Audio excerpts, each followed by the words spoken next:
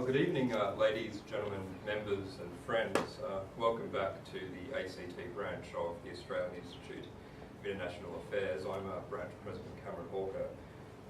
Tonight's a treat for me personally because I'm a total nerd for US politics, and I think it's one of the truly great spectator sports in the world. And I was lucky enough to have a chat with John beforehand, before we came in tonight, and we're in line for a great presentation this evening. It's been a big year in US politics, as it always is with this year. We've seen midterms. Tonight, Dr. John Hart from the Australian National University is going to favour us with his reflections on the ramifications of the midterms. We've seen a massive Republican victory, and what that means for the President's final 2 years in office, and indeed what that means for the 2016 elections, which when I was in Washington in July, the way they were discussing the elections, it was almost as though they were around the corner, but such is the speculation of professional politics nowadays. John Hart has 35 years experience, I believe, at the Australian National University. Too long. Too long. Including time as head of Department of Political Science. He's also been appointed a visiting fellow at the School of History, where he's continuing his research on various aspects of American politics. He's also taught at Georgetown over in the US as a visiting professor in 1984 to 1986, and then is the author of several books, some of which I've even read, and I'd recommend them to you, including The Presidential Branch from Washington to Clinton, published in 1995. Well, ladies and gentlemen, we'll hear from John now, and that will be followed by a Q&A session. Please join me in welcoming Dr.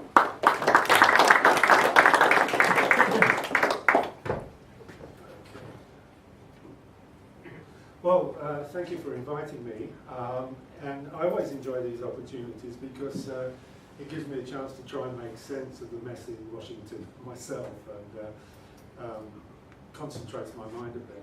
I'm going to try and do four things. I'll just say something briefly about what happened on November the 4th, try and explain why I think it happened. I'll talk about the most significant consequences, and I'll finish up by saying something about the impact of the midterm elections on US foreign policy. Well, November the 4th, the whole of the House of Representatives was up for re-election, and roughly 1/3 of the Senate. There were slightly more than 1/3 of the seats up this year because of various special elections that were held at the same time. So what did happen? Let's deal with the House of Representatives first. It was actually fairly boring. In the previous Congress, the one that's just finishing now, the Republicans had a majority of 34 seats. It wasn't expected that the Democrats would be able to overturn that majority at this election. It was expected that the Democrats would lose even more seats. They have in fact done so. So in the new House of Representatives, which convenes in January, the 140th Congress, the Republicans will have a majority of about 56. There are still 3 seats to be declared, and the expectation is that all 3 will go Republican. So the majority will be around about 59. I think that's the largest Republican majority in the House since 1928, so it is significant in that respect. Of course, the much more interesting election was in the Senate, where 36 of the 100 seats were up for re-election this year. In the existing Congress, the one just finishing, the Democrats had a majority of 10 seats. If you include the 2 independent members of the Senate, Bernie Sanders and Angus King, who both caucus with the Democrats. It was expected that the Democrats would lose seats. There was a slight hope that they would hold those losses at just a few in order that they would be able to continue in the majority. That wasn't the case. The Republicans increased, there's a net gain of, 7, 8 seats so far, with 1 more seat to be declared. That's the seat in Louisiana, where Mary Landrieu is actually running in a runoff election. They don't have primaries in Louisiana. They do the primaries and the actual election all in one go. So in that particular election, you had 3 Republicans on the ballot. Mary Landrieu only just beat the leading Republican. By the time the top 2 go to a runoff, which is Mary Landrieu and Bill Cassidy, it's quite almost dead certain that the Republicans will win. So the Senate result was surprising, and the major outcome of that was that the Democrats lost control of the Senate, so lost control of the Congress. The last time you had a Republican-controlled Congress with a Democratic president was in the 104th, 105th, 106th Congresses, which were the last 6 years of the Clinton presidency. And then you have to go back to Harry Truman, to the 80th Congress in 1947 to 1949 for the previous example. I'll talk more about the consequences of a unified Republican Congress and a Democrat president in the White House in a moment. But those 2 recent historical examples are not particularly edifying, and I hope they don't serve as a model for what's to come, but I fear they will. I think you can say something about the nature of what is considered to be a very bad political result for the Democrats by looking at the Democratic defeats in the Senate, where 5 incumbents, 5 Democratic Senate incumbents have lost their seat, and I'm including Mary Landrieu in that list. I've got a few figures here that I'll run through with you, which I think will tell you something about the nature of the Democratic losses. I've included the 5 who have lost, plus Mark Warner, the senator from Virginia, who nearly lost. It was an amazingly close race and very surprising. Now, the first thing you see is that all 5 came from reasonably conservative states.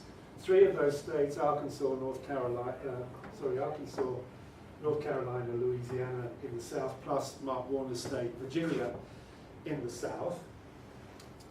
And Colorado is not so conservative, but neither is a liberal state. Alaska is an odd state, but very conservative in its politics. If you rank Democratic senators on a liberal to conservative ideological scale, which the American Journal, National Journal does each year, based on roll call votes, it positions every single member of Congress on an ideological scale, liberal to conservative. What you see of the 5 who lost and the 1 who nearly lost is that they are the least, amongst the least liberal members of the Democrats in the Senate. They are, in fact, more, the label conservative would suit them better. So it wasn't the liberal Democrats getting beaten in this election. It wasn't the Obama clones in Congress. These were the most conservative and most, probably amongst the most resistant to Obama's leadership. Kay Hagan, for example, was the 51st most liberal out of 54 Democratic senators. Mark Pryor of Arkansas was 53rd most liberal, in other words, right down the bottom of the list. The other thing about these senators is that they were all elected to their 6-year term back in 2008, which was, of course, the presidential election year, reasonably good year for the Democrats. And most of them, even in that good year, were elected with a very small margin. Only Mark Pryor had what you'd call a safe seat. He got 79% of the vote, as you'll see, in 2008, mainly because he didn't have a candidate to run against. There was no Republican that year running in Arkansas. But the others, even in 2008, they were marginal seats. So what you had in 2014 were fairly conservative Democrats from conservative states being up for re-election in very marginal contests. One other thing that's interesting, the only pattern I can see that emerges explaining the election is that having the name Mark was the kiss of death for Democrats. And actually, but for one letter, Mary Landry. So this is my theory of the elections. This chart here takes the same 5 senators. The green columns were the columns that percentage vote that were in the previous table.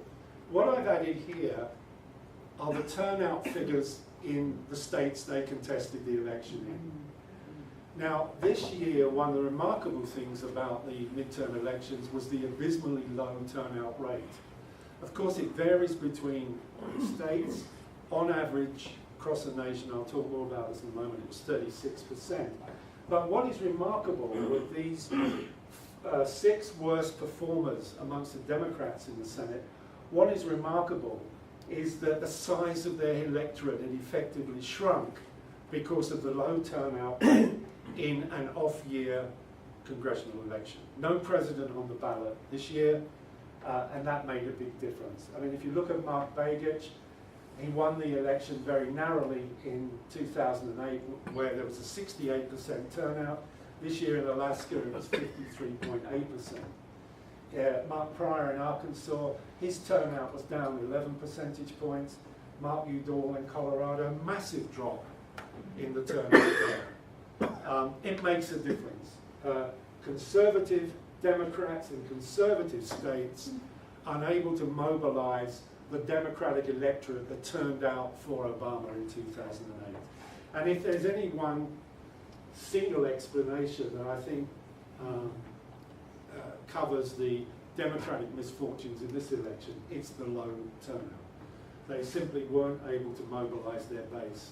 And the worst thing that can happen if you're a Democrat in a conservative state defending a marginal seat is that you, A, get elected in a presidential election year, which means you'll be up for re-election in a non-presidential election. So, why did all this happen apart from the turnout? Well, the most common explanation in the US media was that the election turned out to be a referendum on the performance of President Obama, that Obama's presidency was not highly regarded, and losing the control of the Senate was a very good reflection of what voters thought about Obama. Now, Obama's popularity has been falling since his re-election in 2012. His performance ratings were down about 42% the week of the election. But I think you can only take that explanation so far. One empirical test, and in fact I think the only empirical test of whether Obama was a factor in the election, is the exit poll data that we have that was taken on the day of the election. NBC's exit polling asked voters, was one reason for your vote in the US House today to express support for Barack Obama, to express opposition to Barack Obama, or Barack Obama was not a factor? 45% of those who voted said that Barack Obama was not a factor in their voting decision. Only a third said that they used their vote to express opposition to Obama, and 19% actually used their vote to support him. So clearly there's something there, but with just under half the electorate saying no, Obama was not a factor, I think you've got to question the extent that you can apply that explanation to.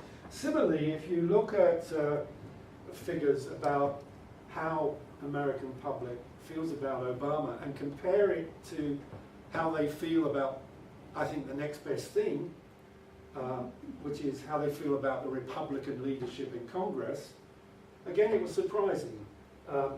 59% of voters on election day were negative towards Obama, only 40% positive. But look at the figures for the attitude towards the Republican leadership, almost identical. there was as much dissatisfaction with the Republican leadership as there was with the Democratic leadership. And was this that massive victory for the Republican Party? Well, when NBC exit polling asked, what is your opinion of the Democratic Party, favourable or unfavourable, and what is your opinion of the Republican Party, it was a plague on both your houses. The Democrats had an unfavourable rating of 55%, the Republicans had an unfavourable rating of 54%. You know, it's hardly a mandate for the Republican Party. Another explanation has been that the election was all about American voters' dissatisfaction with the state of the economy. I think there's something in this. It's quite clear from the exit polling that the economy was the single most important issue for most voters. But on that issue, it didn't divide, well, it divided the parties, but not by any significant amount. And the only issue where there was a stark difference relating issues to party support was on immigration, but only 14% of voters thought that immigration was the most significant issue. So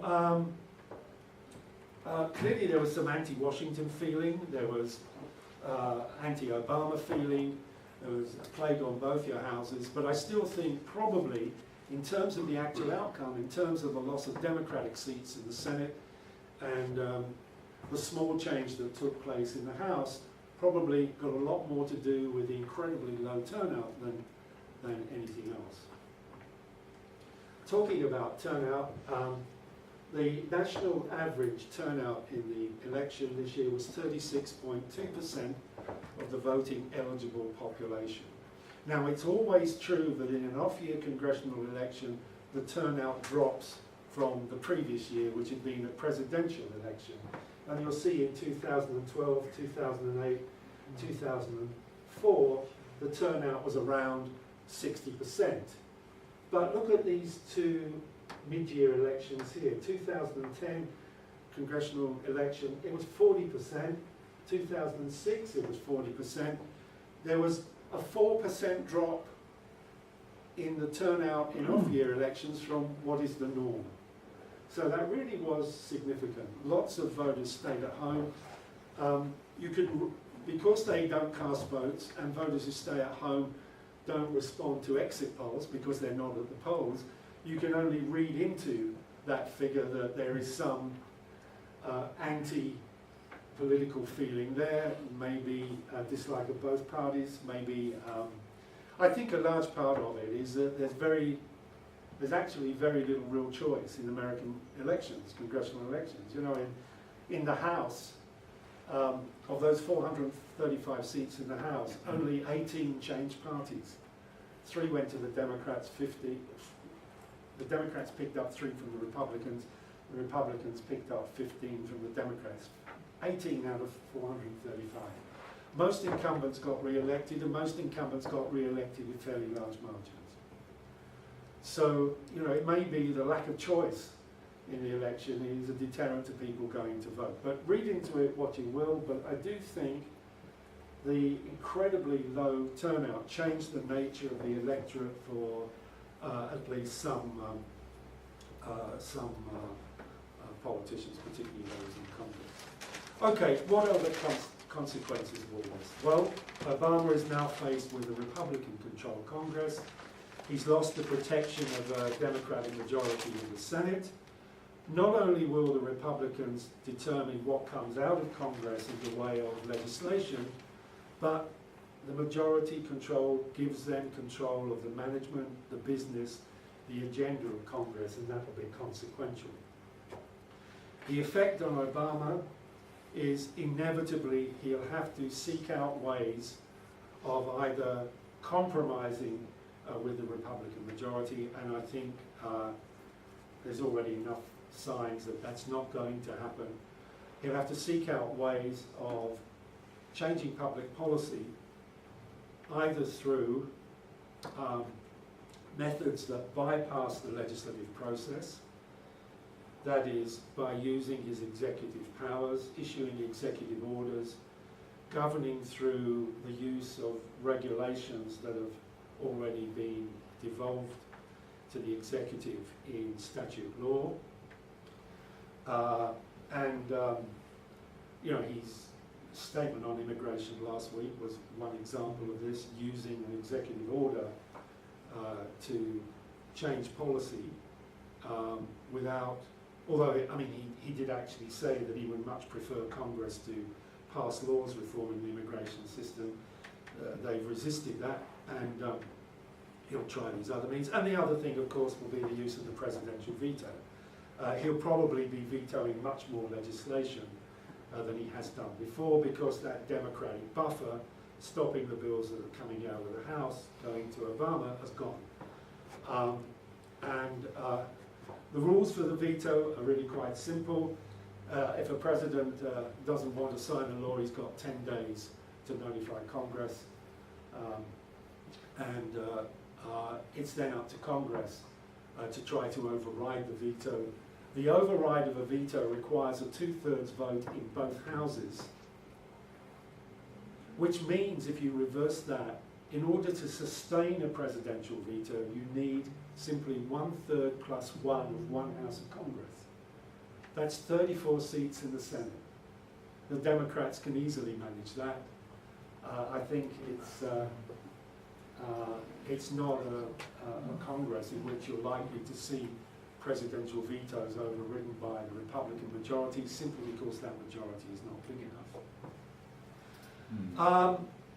I think the Republicans will equally seek other methods of dealing with Obama, and one of them, which is very disturbing and which they've already started, is to take Obama to court on questions of abuse of presidential power.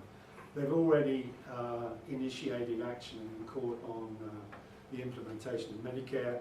I expect they will try to do the same thing on immigration, claiming that his use of executive orders is not constitutional. I wouldn't be surprised if they try to wreck the environmental, the carbon pollution deal that Obama came to with China just before he arrived here for the G20 meeting. So I think there's going to be a lot more of the kind of conflict that you've seen over the last 6 years in Congress, but probably more intense. I do think the Republicans have got problems.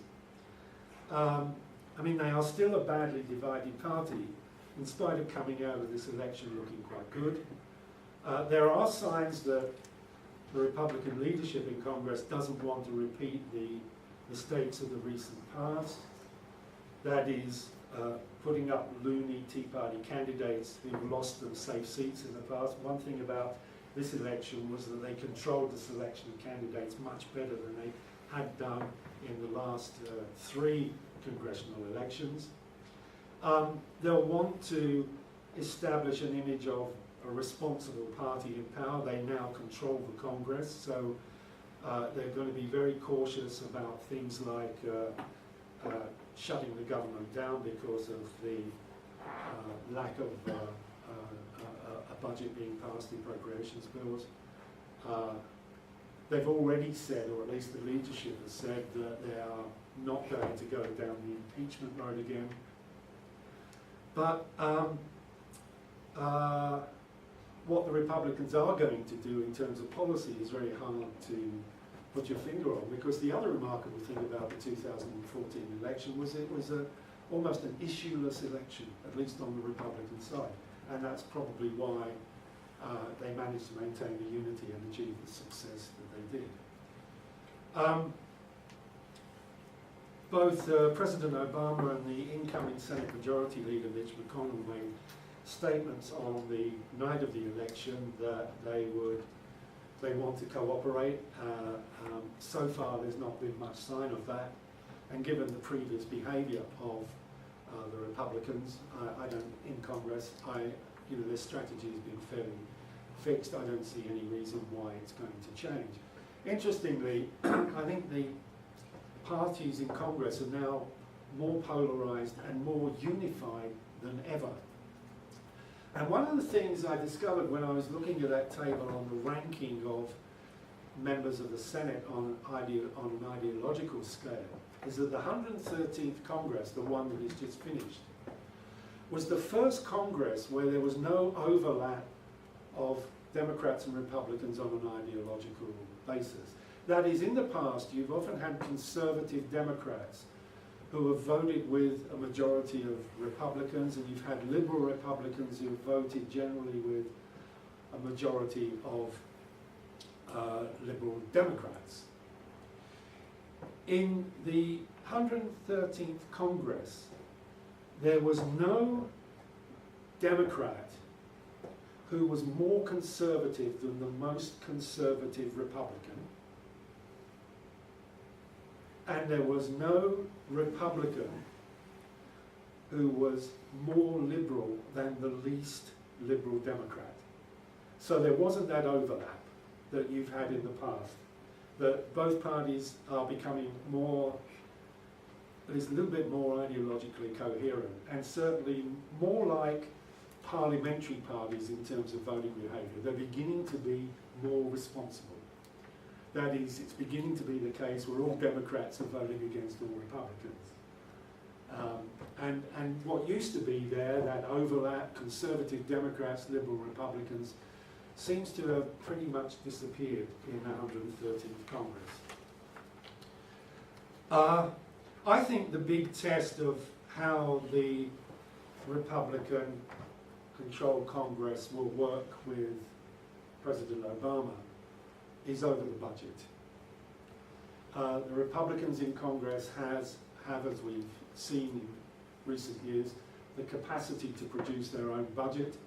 Paul Ryan, who is the Republican chairman of the Budget Committee in the House, is pretty good at producing a very conservative budget, one that didn't get anywhere in the last Congress simply because of the Democrats' control of the Senate. But if that kind of budget is presented to President Obama, I think this is a real problem for him in terms of a veto strategy. It's fine for a president to veto policy bills.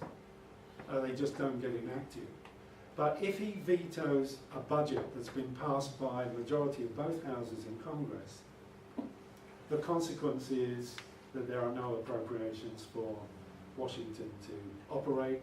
Government closes down. In the past, when there's been a government shutdown, the Republicans have taken the flak for that. I'm not sure that that would necessarily work if Obama simply vetoed a Republican budget. I think that's going to be very difficult for him. The one thing that will change, that most commentators don't comment on, is the majority on congressional committees. The Republicans will now have a majority on all those committees in the Senate, where they were in the minority in this Congress. And I think that's going to make a difference. It's going to make a difference in terms of the Republicans' ability to control the oversight agenda. That is, it wouldn't surprise me if they use the investigatory powers of committees to embarrass the Democratic administration. The House has already tried to do that on a number of fronts. You recall the House inquiry into the Benghazi embassy business. And my guess is as soon as Hillary Clinton formally announces her candidacy, the Senate Foreign Relations Committee will find some reason to investigate some of her conduct as Secretary of State in the Obama administration. But interestingly, in terms of foreign affairs, when you look at the makeup of the Republican majority on two critical committees, the Foreign Relations Committee and the Armed Services Committee, it's loaded with some really heavy conservatives, both of them. This is the Republican membership of the Senate Foreign Relations Committee as it is at the moment, with them in the minority. It'll be pretty much the same when they become the majority, only they'll have a few extra seats. And similarly, that's the membership of the Armed Services Committee, the Republican members of the Armed Services Committee, who will be in a majority next year. Struck a line through Saxby because he's retired, so he won't be there next year. But some of the best known conservatives in the Republican Party are there. Jim Risch on foreign relations, John Barrasso on foreign relations, Rand Paul. This was their ranking on the most conservative scale. James Risch is the most conservative Republican in the Senate. On armed services, there's going to be a bit of a fight between John McCain and James Inhofe to become the chairman of that committee. My feeling is McCain will assert his seniority and return to the top position there. But again, McCain is pretty conservative. Inhofe is very much on the right. David Vitter, Ted Cruz, Mike Lee. Both these committees are going to take on a very different nature. And although these committees really don't legislate foreign affairs and don't really determine American military policy, they have a voice, they have an important voice, and I think there's a likelihood that they're going to make that voice heard. In fact, I think the change in committee membership, which is being overlooked by most commentators now, is actually going to be one of the most serious consequences of this election. Finally, the last consequence is that Obama becomes a lame duck president. He can't be re-elected in 2016 because he's term limited. Let me just qualify this lame duck thing. It only refers to his ability not to be able to run for re-election for a third time. It doesn't mean to say the president can't do anything, and clearly he will. But what it really means is that the focus of the media is going to shift onto prospective presidential candidates for 2016. And I think that actually presents a problem for the Republican Party, because the field of potential Republican candidates for 2016 is already too big and too strong.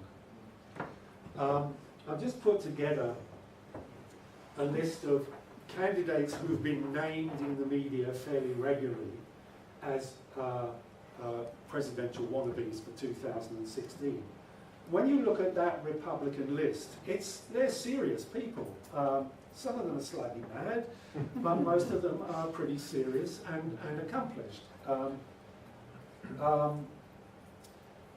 And one of the things that I think will come out of this election is that if this election was about public dissatisfaction with the state of government in Washington, there may be a tendency to favour former governors in the race for the presidency, in that they can claim they've had executive experience, they've actually had experience of making governments run, whereas legislatures don't. And it's not surprising that 5 of the leading named candidates in the Republican Party are former governors. Christie is probably, the one who's getting most attention at the moment. Bobby Jindal, the governor of Louisiana. There's no doubt Jeb Bush is interested. He has already started to put together an exploratory committee, otherwise known as a campaign staff. Scott Walker, the governor of Wisconsin, who's not very well known outside of Wisconsin, but has come out of his governorship really looking good. He survived an impeachment attempt a couple of years ago, and he won re-election this time around quite handily.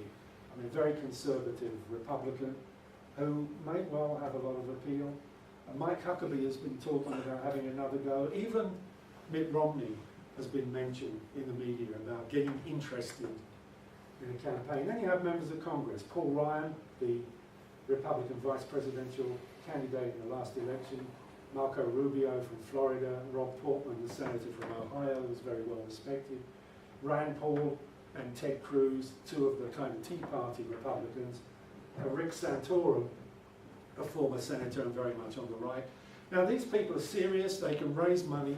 The way you win a presidential nomination in America is to basically distinguish yourself from the rest of the field. You don't have to kind of find a middle ground. You don't have to build a coalition of support. You win a presidential nomination by building up a bigger faction of support than any other candidate in the race. And it's only got to be, 1% bigger or something like that.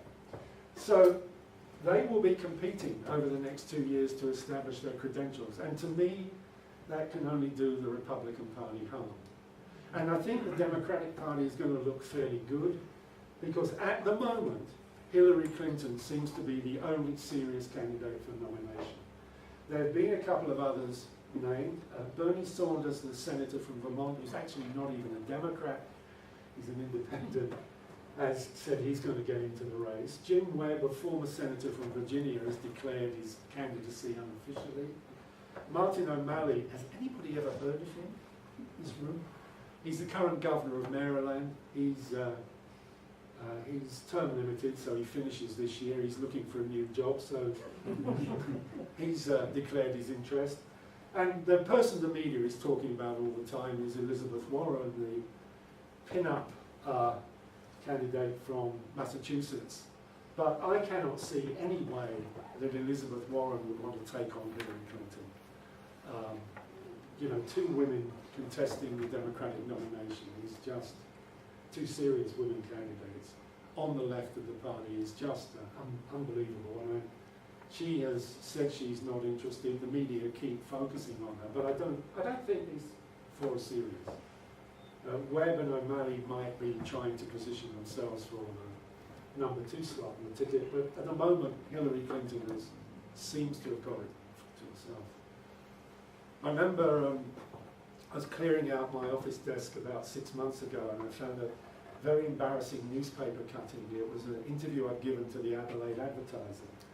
It was in November 2007, and they quoted me saying, "Short of getting involved in a sex scandal, there is no way Hillary Clinton won't be the next Democratic nominee."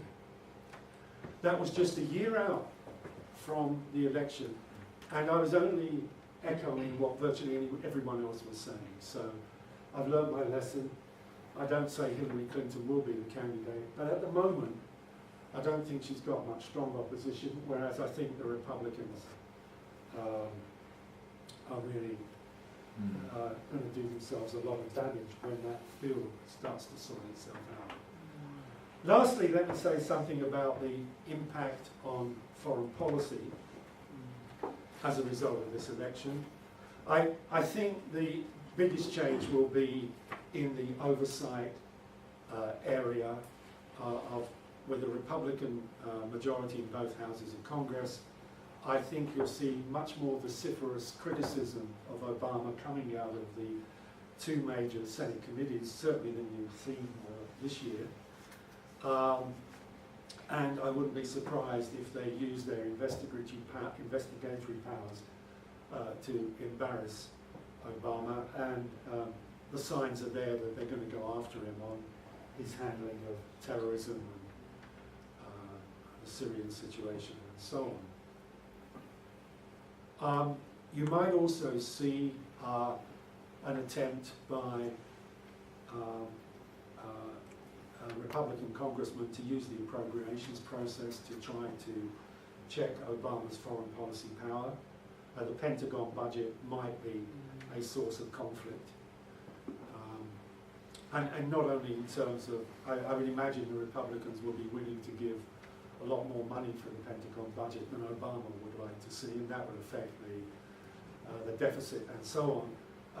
But I think you're also likely to see the Republicans attaching riders to appropriations bills to say things like, these funds shall not be used for.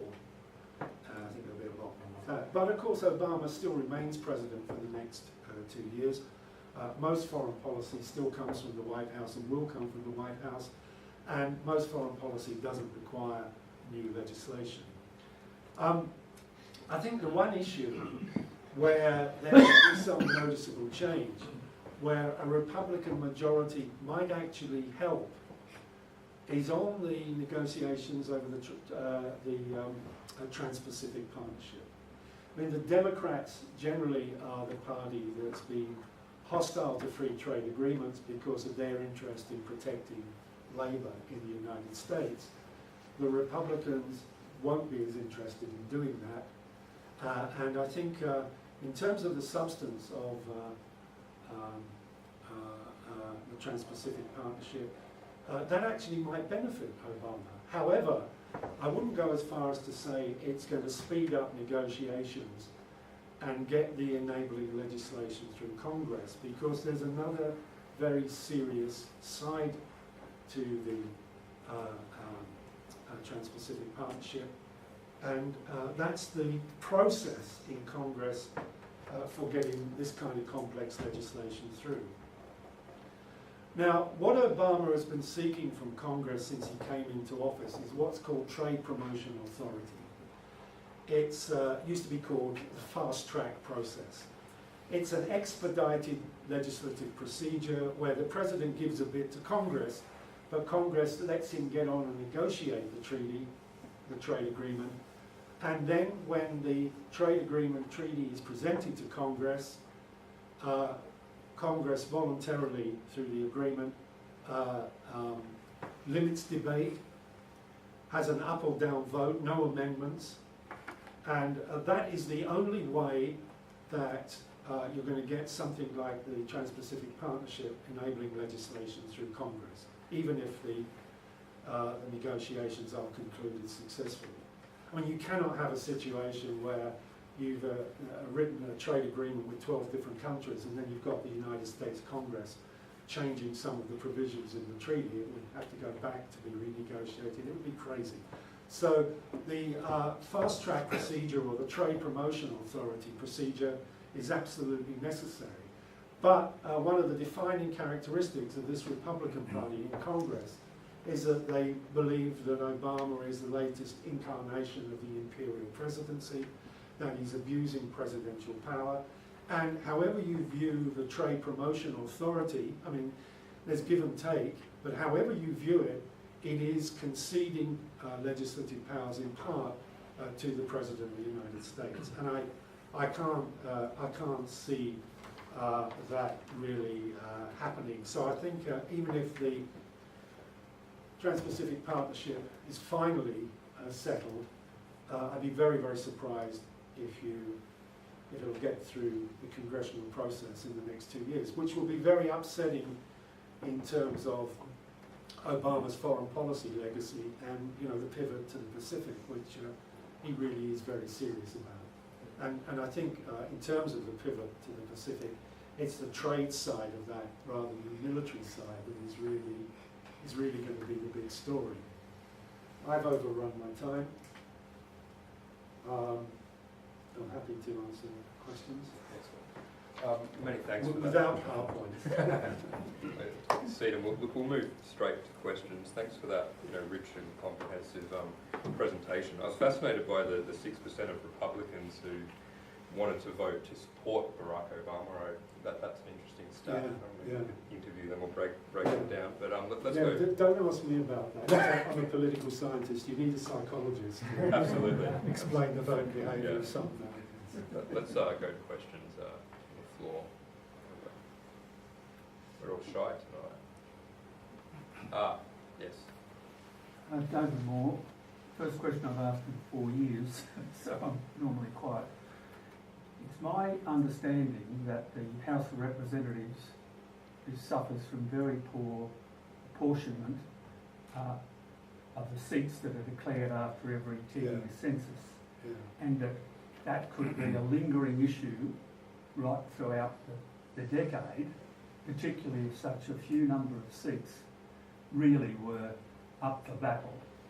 And know from US friends that this the problem of the gerrymander that's orchestrated by the states is going to be a lingering problem right throughout the decade, and what implications will that have? Oh, look, it's huge. It's not the reapportionment. I mean, the American system of reapportioning every 10 years after the census actually works pretty well. It's what you do with the boundaries of the seats when you do reapportion. And the Republicans have been very successful at gerrymandering congressional districts at the state level. And, one of the things you always ought to look for when you actually get the final election data, where it actually shows the total number of votes that each party got, you'll find, as in previous years, There's hardly any difference between the aggregate Democrat vote and the aggregate Republican vote. Why do Republicans do so well in House elections? Partly because they've been very successful at gerrymandering a lot of districts. It's a really serious problem. The only solution to that problem is not in Congress. Congress won't do anything about it. The state legislatures won't do anything about it because they regard it as a legitimate weapon in politics. I think you've got to look to the courts. And you've got to look back to that wonderful period in the 1960s where the Supreme Court actually tackled the reapportionment crisis in America, where it introduced the standard of one vote, one person, one vote, one value. And it's been pretty tough on holding those standards. So what you do have in America is congressional districts that are really, really equal in size. But for some reason, the Supreme Court of the United States won't buy into the gerrymandering issue. And it sees it as a political problem. It sees it as a problem that can be resolved by the legislative branches of government. They've never said how, and I don't see how. But given that the Supreme Court are not going to buy into gerrymandering, I think it's just going to get worse. So we've got a country, the world's greatest democracy, with a 36% turnout in gerrymandered electorates. Yes. Which, I mean, you know, I think to me, I think all Western democracies have problems with turnout. Except Australia, perhaps. Well, except Australia. You know, gerrymandered districts are not unknown even in Australia. But it's really bad in the United States. And, you know, I can't answer your question beyond saying that because I feel the situation is pretty hopeless. So what it may mean is that if that type of, they won 40 governorships or something, didn't they, in this last election? Yes, yeah. But that's likely to occur right through, even after the next presidential election, yeah, so that Republicans will have a majority in the House. Yes, yes. Which makes it very tough. Yes, yes. Having not asked a question for 4 years, you've now had 3, which is we welcome you back and I encourage you to contribute more regularly. Gentlemen on this side of the room. The sense I'm getting from your presentation is that points to a high level of apathy on the side of the American population vis-a-vis politics. That's nothing unique. We have that in Australia, we have that in other places in Europe as well. Maybe that's more of a statement. And the big question then, what would you do about it? Or can be done about it? The other question I do have is, going back to your last comments about foreign policy, doesn't sound like will give much scope for the next Kyoto agreement or the conclusion of the Doha round, any of those sort of major. On environmental issues, the parties are so far apart. But even on trade issues, I presume that apart maybe from the Pacific Trade Agreement. Yeah, I'm not a foreign policy specialist, and quite honestly, I only know what I read in the papers about the progress on the Trans-Pacific Partnership. It's very slow, and it's got worse since Japan came in last year. It's made things more complicated for the United States, partly because of them. So those deals will be further away. Well, I don't know. I mean, what I think is there'll be less opposition in Congress now to any aspect of the Trans-Pacific Partnership that threatens American jobs. The Republicans basically won't let that stand in the way. But I do think the most serious problems in America with getting the Trans-Pacific Partnership ratified are the process problems, not the substance. Now, on the low turnout, you know, they've been talking about this for years. People have suggested, you know, the worst possible day for having an election is a weekday. People are working. You know, they've got a very narrow window of opportunity to vote. That's a problem. The voting process, you know, it's not user-friendly in America. I mean, you can't vote if you're not registered. And getting registered to vote is not easy because the state, unlike here, doesn't do it for you. That's a problem. Some people have suggested let's have a voting day on Saturday, or let's make polling day a public holiday. And the objections to that is, well, no one will vote because they all go off to the beach or whatever. There's no solution to that side of it. Some states have actually abandoned polling stations and are using postal voting. Oregon is one. And the turnout rate there is actually pretty good. It's way, way above average. I think a lot of the low turnout is actually an indicator of the lack of competition in congressional elections. You know, if 3/4 of the House of Representatives, or more than 3/4, are dead cert to be re-elected, you know, is there much point going out and voting? There's too low a level of competition in the House of Representatives, to my mind. And so it becomes chicken and egg. I mean, well, it yeah. will only change if someone changes up and challenges the incumbent. Well, what incentive is there for politicians, particularly those in power, to change the nature of their electorate? You know, a politician who gets elected on a 40% turnout is going to have real problems if you introduce, say, compulsory voting and you have 100% turnout. The electorate changes. But are they delivering? I mean, are people just reappointing because they have delivered as politicians? Yeah, the American public hates Congress and is very down on the performance of the Congress, but they love their congressmen. And their congressmen are doing all the right things to keep their constituents happy. It's not what we call national politics. I mean, it's doing things for your district in terms of that'll enhance the congressman's name recognition, bringing government money into the district, you know, post offices, bridges, dams, although less so dams now because it's an environmental problem. You know, it's very personal. Party doesn't matter very much. They look after their district very well and they get re-elected. That sounds effective. I'll come back to you, but I just wondered, do we have any questions from our interns or on this side of the room? No interns? I always encourage interns to ask questions, but the lady in the back. You mentioned that there was no overlap, ideological overlap between the two parties in the 113th Congress, and that they're voted along party lines. And that's also common in Australia, that most senators and MPs vote along party lines. But there's a huge ideological overlap, I would argue, in Australia, especially now more than ever, between the two major parties. Yeah, look, is that polarisation actually ideological, or is it just that they're more likely to vote along party lines? No, what I'm saying is that in the past, you always got that mixture in the middle of liberal Republicans and conservative Democrats.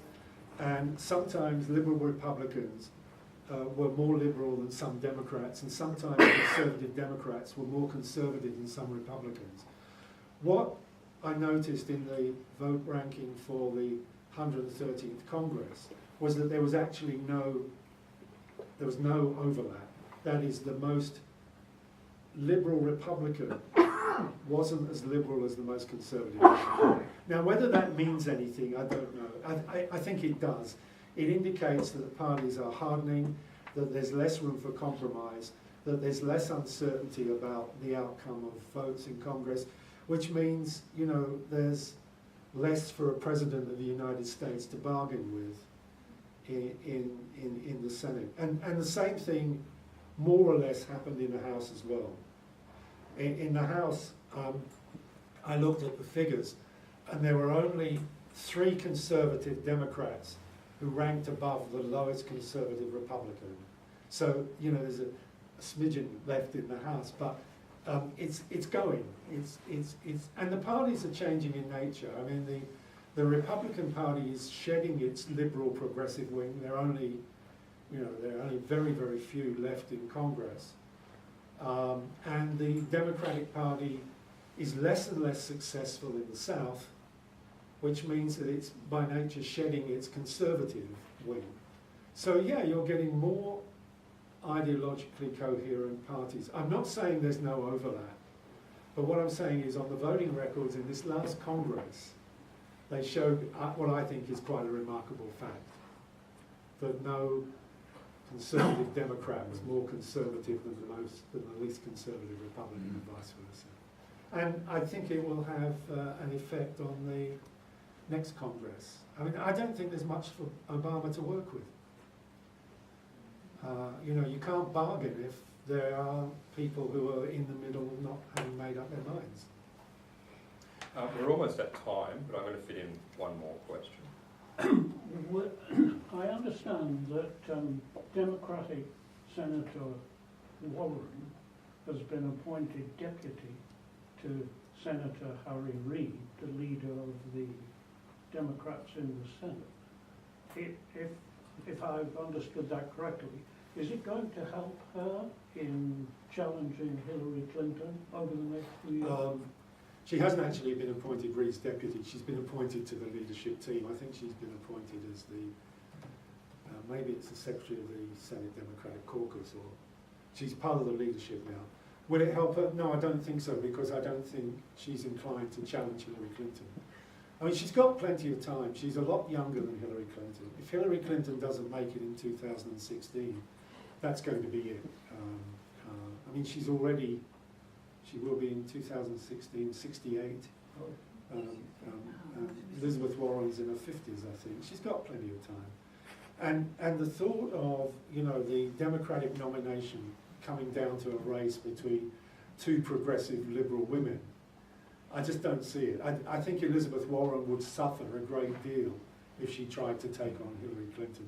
She's very popular at the moment with the left in the Democratic Party, Elizabeth Warren.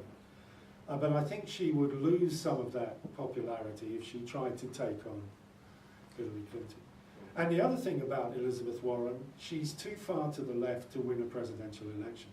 She could, if she was a candidate and Hillary Clinton was out of the race, no doubt she'd be strong in terms of her ability to win the Democratic nomination.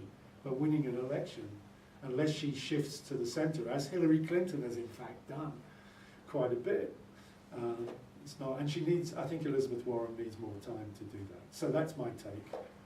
There was just one last one. We'll squeeze in, Bob. Squeeze very quickly. Given the Republican control over the budgeting process, will they be able to effectively strangle the healthcare reforms, or does the President have enough leeway to actually keep financing that? I think there are a number of ways in which the Republicans will try to undo Obamacare, and the appropriations process will be one part of it. Court action will be another part of it. Maybe even passing laws to modify parts of Obamacare that they think Obama will be forced to sign. I think it, you know, the trouble with the Republicans' position on Obamacare is it's not very specific. I mean, they hate Obamacare because they hate Obama. And, you know, that's, I mean, the personal antipathy towards Obama is behind a lot of it. What they actually do now over the next 2 years is in terms of formulating their position on the Affordable Health Care Act that they want to take on will be interesting. But there are various avenues open to them, and I think the budget is one of them. Well, regrettably, we're at time, John, but thank you so much for joining us this evening and sharing your insights with us. For Australia, the political affairs of our major alliance partner are always of interest, but it just happens to be that the American political circus is particularly interesting. I know there were other questions in the room. I'm sorry we didn't get to everyone. Hopefully, John will be around for a few minutes at the end of the presentation. Ladies and gentlemen, please join me in thanking Dr.